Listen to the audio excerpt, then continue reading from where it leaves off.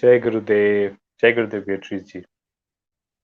Jai So Gurudev. we have Beatriz or Beatriz Ma. Some people know her as Beatriz Ma uh, online today to share her Guru stories, and we have so many exciting Guru stories because even before Art of Living, what I heard about her is she has climbed Mount Everest twice. She has climbed volcanoes. She was living in a jungles with African children where uh, where they only used to communicate with sounds. So it was a thrilling life, isn't it, Beatrice? Life is a fascinating trip, a really fascinating trip. But it is even more fascinating now that I have a guru. So a little bit more about your adventure before Art of Living. Well, I started looking for something. I didn't know what I was looking for because, looking for a master coming from a Catholic background, born in Spain in a conservative family. I didn't know Guru's existence, but I knew that I had to do something else. So but when I finished high school, went looking for, lived in England for 2 years, lived in Germany for 2 years, lived in France. And this is not it, this is not it. I lived in the US, this is not it. Moved to Argentina. I would learn Chinese, 9 years of Chinese, thinking there must be something else. I thought it was outside, it was intellectual, it was a challenge, climbing mountains or going diving in Australia, in the Barrier Reef, really far north in Australia, whatever. And I found it when I found Gurudev, but not immediately.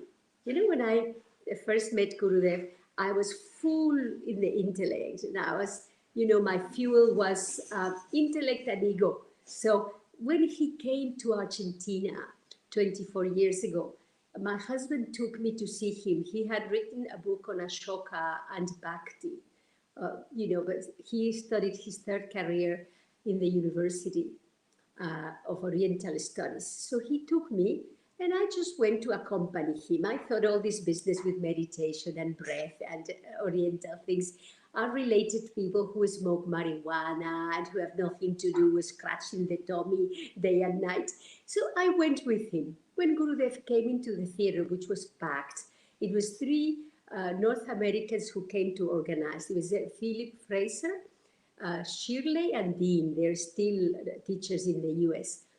And I said, oh, this guy, he's too fat, and how strange these clothes, the gown hanging. Didn't connect. When he guided the meditation, I connected, but I don't know, I didn't know what with.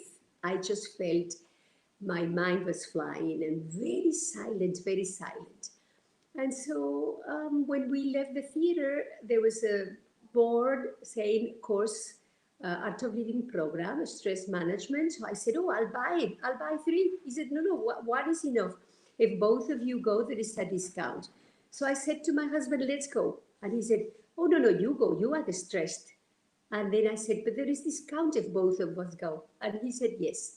Okay, if there is discount, we both go. So he went for the discount and I went for the stress. And when we took the Kriya, that is my darshan. I flew to I don't know whether I went to Mars or Saturn or whatever. He took me. I didn't know he was involved, but that was it for me. It was beautiful. And since then, I opened my house, and then the story started. This is, back 20 some years ago, that I realized one day I want to meet this man because there must be something to this guy. And this is why or how I went to Germany to meet him. And when I first, you know, we saw him, and I had a long list of questions. What is God? What is death? Where are we going after this? Is there any life after death? What is time? What is the mind? All these journalistic stories. And we went into his little coutier, 2 by 2 in Germany.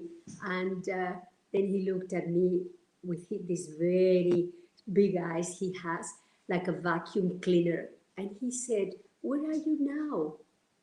And he said, now. And immediately I felt there has been a before. Because otherwise he would have said, where do you live? He said, where are you now?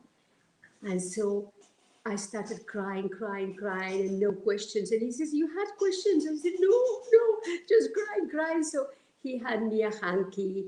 And that evening I said, you know, I will never drink anymore. My biography is called From Gin and Tonic to Meditation. So I was with friends downstairs in some restaurant in Germany, and I somehow my life I want to take steps to make my life beautiful. So this was the beginning of how meeting a man that I was never in touch with before in this lifetime completely transformed my life and went from my head to my heart. And I respect him so much. I've never in 20 some years been able to hug him. I don't dare. He is so a magnetic power that I don't, pull my arms. I cannot. I can embrace you. I can embrace anybody. In Latin America, we embraced and hug and kiss. I come to the Guru and I just want to bow. That's all.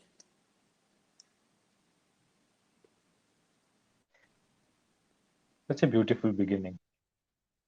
So after that, you kept on meeting him in German ashram whenever he used to come to German ashram or US.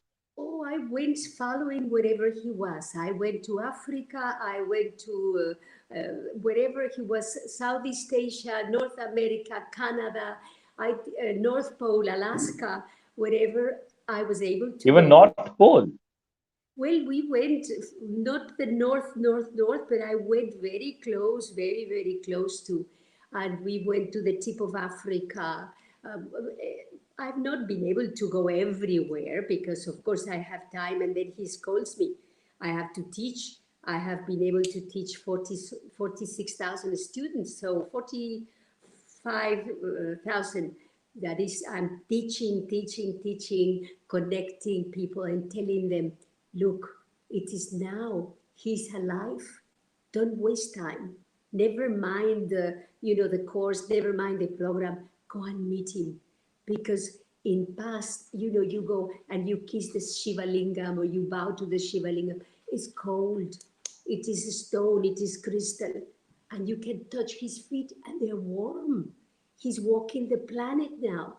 When is he going to come back again? So I tell people I cannot tell them my own devotion, my own feeling. I just go, you cannot miss him. It's like meeting. I went to the director of the newspaper in Argentina when he was coming. I said to him, look, this man, if he would be a religious leader, he would be somebody like Mother Teresa. If he would be a politician, he would be somebody like Mahatma Gandhi. If he would be a scientist, even though he has a degree in physics, he would be like Hawking's. He would be, he's none of them. He surpasses the capacity of any of these people. And, and he, how do you say, he has inside all of the qualities of these leaders. If you miss an interview of one page with this man, you are missing on giving your readers something important. So, the editor of the newspaper sent me his son, a very important journalist, to do a one-page opposite editorial. The op-ed is the main page in the newspapers with Gurudev. It was fantastic. So I think we have to tell people that he's on the planet right now, not to waste any time.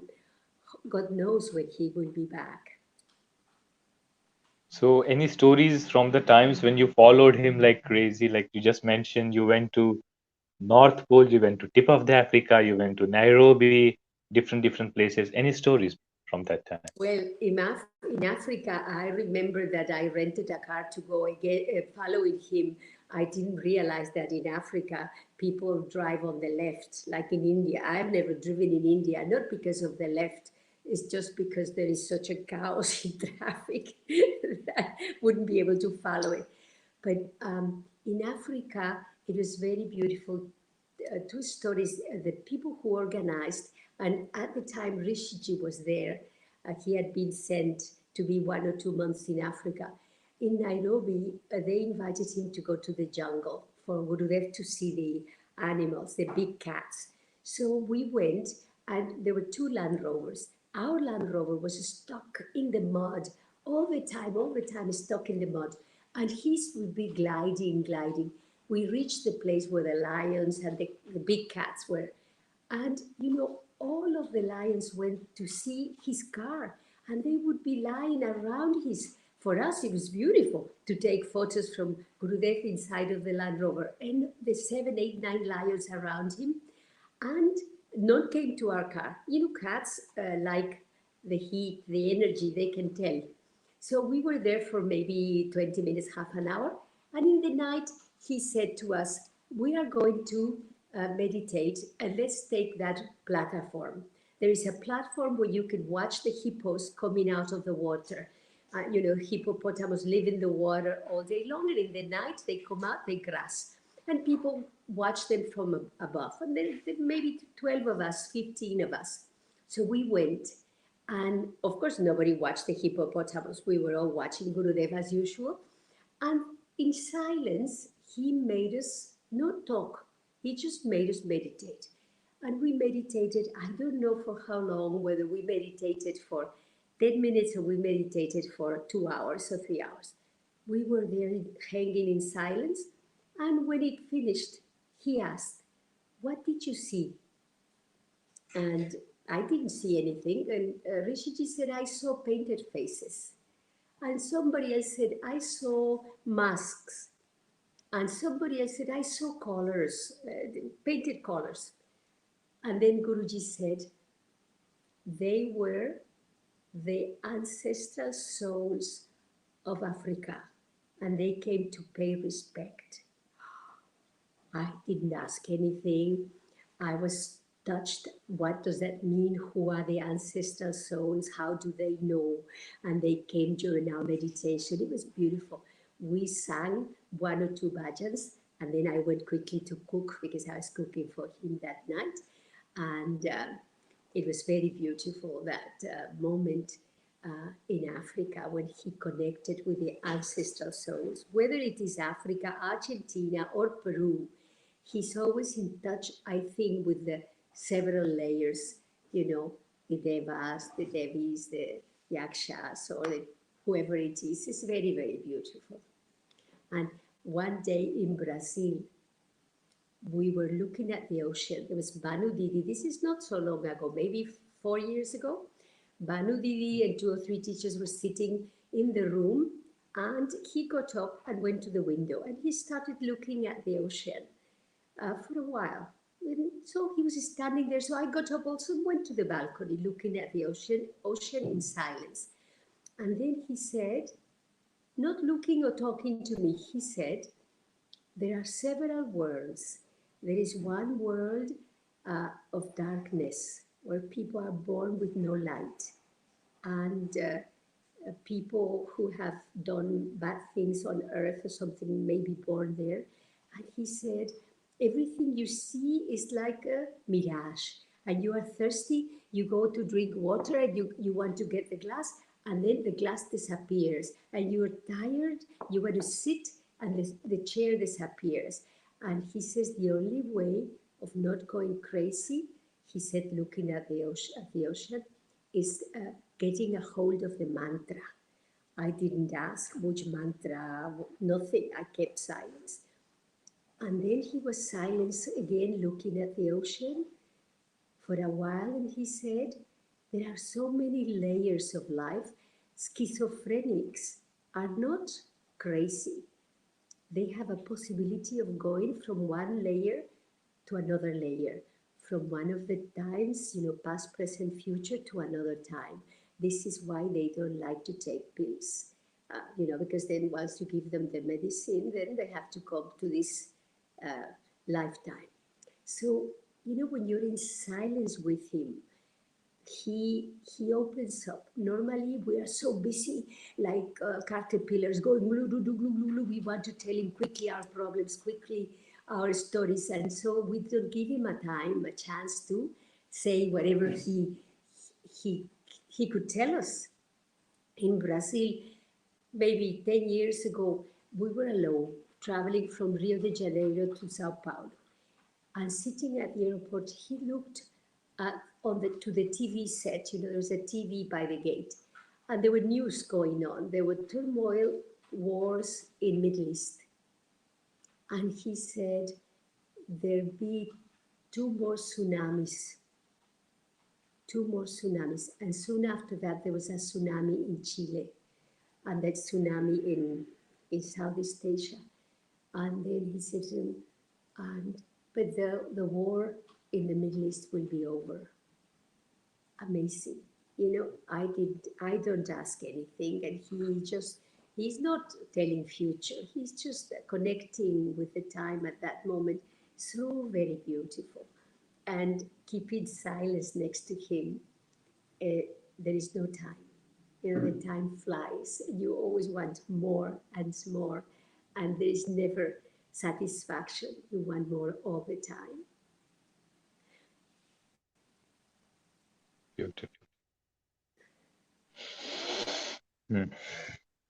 You know, once I was in ashram and somebody asked, people were coming to Gurudev and Gurudev was giving blessing to everybody. And then one lady came to Gurudev and said, Gurudev, bless me for enlightenment. So Gurudev blessed that lady and he started laughing.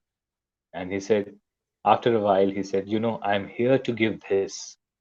I'm here to give the knowledge of the self. I'm here to bless you with enlightenment. But nobody is asking me for that. Everybody is coming and asking me for job or relation or Yes, small, yes, small things. It's like going to a jeweler and asking for a water. A person who is yes, sitting with diamonds and jewels. Water yes. you really may get. I'm here to give the blessings. I have given you a blank check. There are so many beautiful memories with Gurudev, with you also, Beatriz.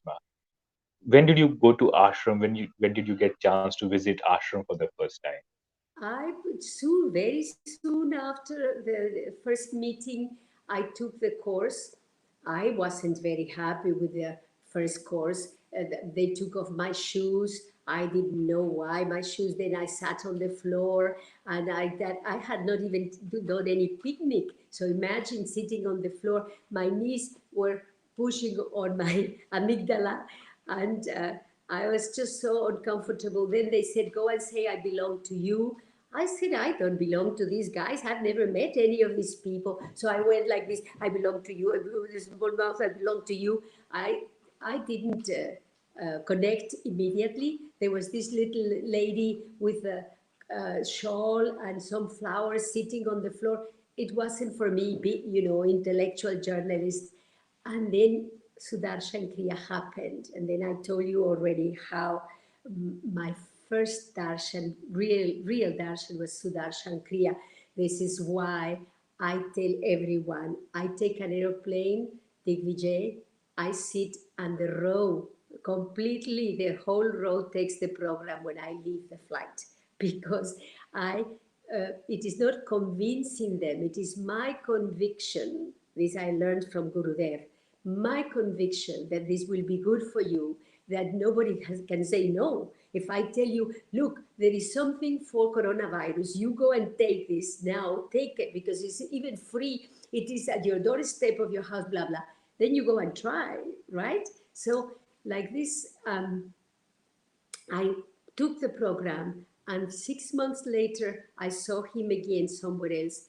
And he said, would you like to become a teacher? I said, oh, yes, and you invite me. And I said, he said, come to India. So I came to India to the old ashram. My teacher was Vinod. He was my first teacher. And during that TTC, Rishiji's, we did the first DSN inside of the TTC. Gurudev tested the DSN, and Rishiji sat in the hot chair with all of the teachers around, bombarding him. I was so proud of Rishiji that he said, I'm a big fan of Rishiji and Tanuja. he sat in the hot chair in front of all of us. There were maybe 60, 70 of us in India. And I remember I would escape and go to the old kutir that where Gurudev was sitting and spend time just watching, looking at him. At the time, there was no key, no guard, no chain, no elephant, nothing. We could just come in. And one day, somebody else was sorting letters and emails. So there were piles and piles of emails, real paper mail. So we were sorting them, and I was given a pile. So then we were separating Russia, maybe Africa, or whatever, languages request. And then he came out and he said, there is a letter from so and so. And we said, no, Guruji, but we will look. And then we look again. And another 15 minutes later, he came back and says, the letter from Sonia or something. No, Guruji, there is no letter from Sonia.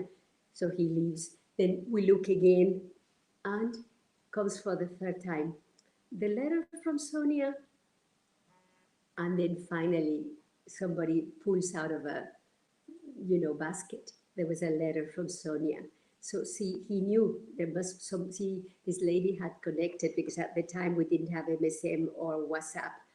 That lady had connected with him and said, Gurudev, I need you, whatever. So he knew the letter is in that pile and we couldn't find it. He always knows in advance. Any other stories from Ashram you would like to share? It's from that time. Wow. It was the old meditation hall. At the time, there was no flooring. It was sand, only sand. Oh. So we sat on the sand. There was covers. There was some covers on the sand. And I remember that we had to run. My stay was somewhere where the kutirs are now, Krishna Kutir and all these Nandi. They were smaller, not so nice, Siddhi, Riddhi, these kutirs.